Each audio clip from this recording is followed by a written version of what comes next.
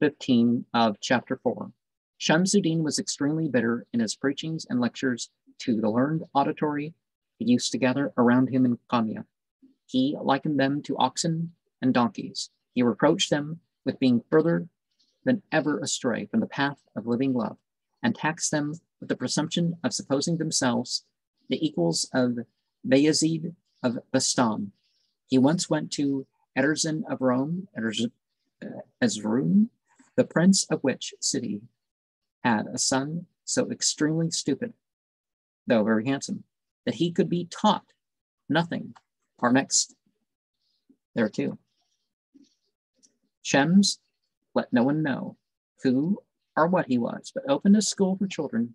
Inquiries were made by the prince, and Shems undertook to instruct the child and enable him in 1 month to recite the whole Quran by heart. He kept his promise. The young prince acquired further during the same period a beautiful handwriting and sundry other accomplishments.